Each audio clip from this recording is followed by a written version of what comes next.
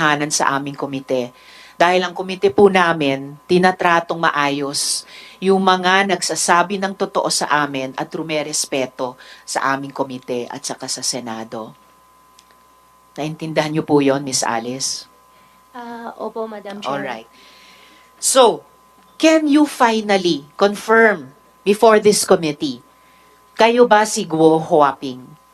At bago nyo po i-invoke no, yung right against self-incrimination, hindi naman kayo yung nag-file ng inyong late registration of live birth, di ba? So, you are not incriminating yourself.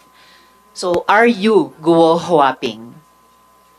Madam Chair, may mga kaso na po na final po sa akin po sa court, kaya hindi ko po siya masagot po sa inyo ngayon. I don't think yung tanong ko ay may kinalaman sa kaso sa inyo, lalo na may pruweba nang na-establish ang NBI at yung isa pang ahensya, kinukumpara yung fingerprints ni Guo Huaping at fingerprints nyo bilang Alice Guo at parehong sinabi nilang magkaparehong taong ito. So, you know, for your own sake at para sa kabatiran ng aming komite, just one last time on this very simple fundamental question. Ikaw ba si Guo Huaping?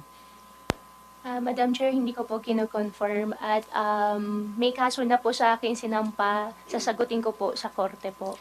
Madam Chair, Well, may yes, I Sen. invoke? Joel, one related question. Madam Chair, may I invoke? I am not going to invoke or raise a point of order, but may I invoke Section 19 of our Senate rules, which states the privilege against self-incrimination. A witness can only invoke his right or her right to self-incrimination, Madam Chair, only when a question which tends to elicit an answer that will incriminate him or her is propounded to her. However, Madam Chair, the witness or the resource person may offer to answer any question in an executive session. So I would just like to invoke that, Madam Chair, because the chairperson already stated that it will not in any way incriminate her, Madam Chair. Just to put that on record. Salamat, Sen. Joel. Exactly. So, inulit, no? Yung sinabi ko na sa inyo kanina, hindi naman kayo mai-incriminate, simpleng tanong kung sino ka. And additionally, unless hihingi pa tayo ng executive session, no? Lilipat pa kami kasama nyo sa ibang kwarto para lang masagot nyo sino ba kayo talaga or palalabasin ng chair lahat ng mga taong ito para lang mag-executive session. Miss Alice, gusto kong ipaalala sa'yo na ayon mismo sa Korte Suprema, in the case of Office of the Court Administrator versus you, quote, the right to self-incrimination does not prohibit legitimate inquiry in non-criminal matters. So yung tanong na, sino ka ba? Ikaw ba si Guo Huaping? Hindi yan criminal matter. Hindi yan bagay na i-cite kaugnay ng mga kaso. Identity questions are within the purview of the committee. The Senate has a right to know. Sino bang kausap namin?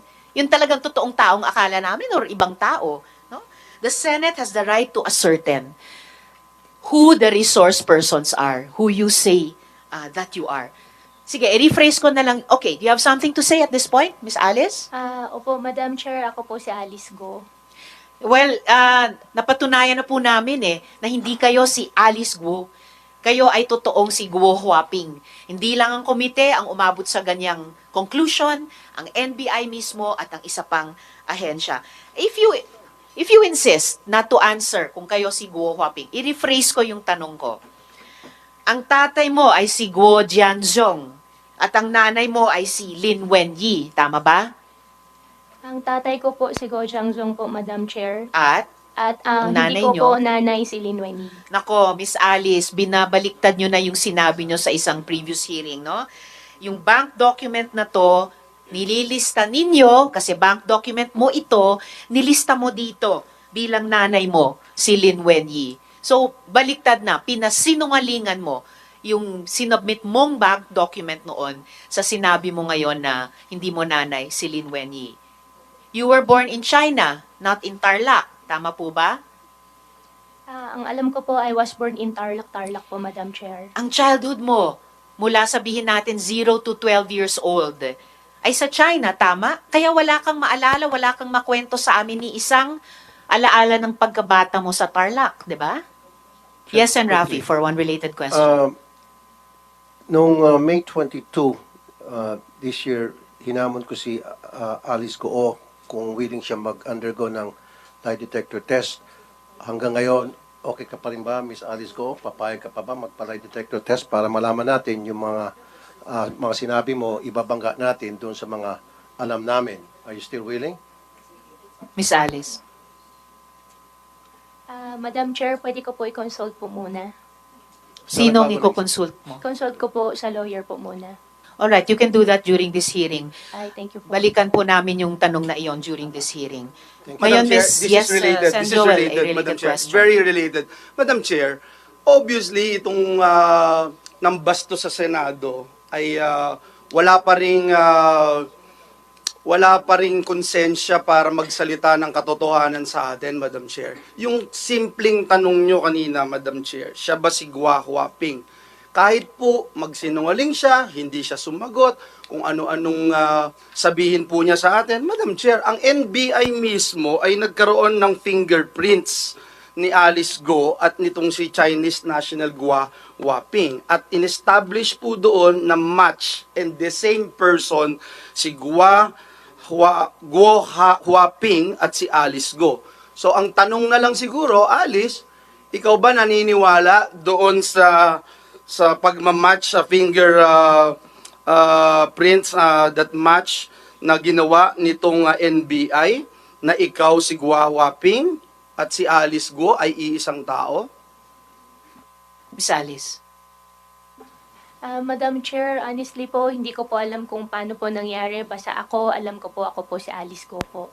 At pasensya na rin po kung hindi po kayo naniniwala. Ako sinasabi ko, as much as possible po, gusto ko rin pong sabihin po sa inyo lahat at sa mga magiging questions nyo rin po sa akin mamaya, may consideration lang din po ako sa safety ko rin po. Well, tatanungin ko rin kayo tungkol diyang sinasabi niyong safety niyo mamaya. Pero ibig sabihin din, bawat tanong namin ngayon, dahil paiksi na yung panahon, pasara na yung window of opportunity nyo, bawat tanong namin ay pagkakataon sa'yo magsabi na ng totoo at wag nang magsinungaling sa komiteng ito. Yun, Miss Madam Alice. Chair? Short interjection. Madam Yes, Chair. Senator Roy, for one related question. May I ask from the chair kung pwede natin paklaro sa kanya ano yung safety consideration na sinasabi niya? Para maklaro tayo kasi kung palagi siya mag-invoke ng safety, hindi natin alam kung anong safety sinasabi. Kung meron bang interesado sa buhay niya na isang malaking sindikato na siya ay papatahimikin o ano bang safety na sinasabi niya, Madam Chair? Miss Alice, tatanungin ko rin sana sa iyo yan mamaya ng konti. But briefly, simulan yung sagutin yung tanong ni Senator Roy. Ano ba yung sinasabi niyong safety na iyan? Tungkol po sa personal ko pong safety po. Kaya Okay. nga ano yun? Anong threat anong safety? So anong threat nakikita mo? May, Para matulungan ka namin. Sige. may death threat po. May Sinong death threat. nag-threat? Sino? Hindi ko lang po may discuss po dito in public po. Why Kasi don't you may discuss death it in threat po. public? The people ought to know about Opo, it. may death threat po na Sino ang nagbabanta sa'yo sa buhay mo? Kung ayaw mo pang sagutin ngayon, Miss Alice, hindi kayo makakatakas sa tanong na yun. Tatanungin ko rin kayo dyan.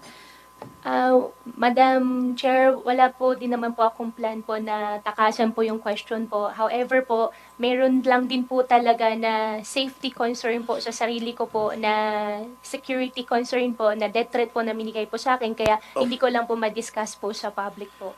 Madam You Chair, if I may. yes, Nung nagkita SP kayo Pro ni, Temp. Miss Alice, nung nakita kayo ni Secretary Abalos, ang una mo sinabi kay Secretary Abalos, tulungan mo ako, Sec, na may death threats ako. Sino ang nagbabanta sa'yo? Sagutin mo Sa na buhay ng mo. maiksi at diretso, Miss Alice. Opo, Sen, pasensya na po, hindi ko kasi masabi po in public. No, no, kasi no, nga no, po, you may don't- safety problem nga po ako.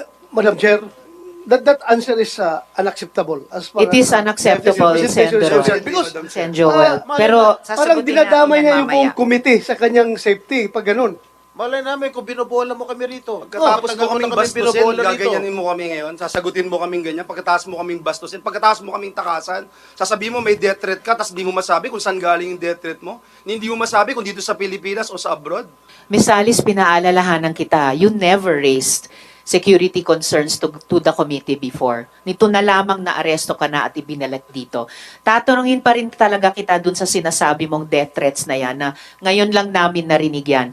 Balikan ko lang muna yung kumbaga prejudicial question para sa amin, yung identity ninyo. You entered the country as Guo Huaping in 2003, correct? Ikaw ay 12 o 13 years old pa lamang noon, correct? Madam Chair, wala po akong record po niyan.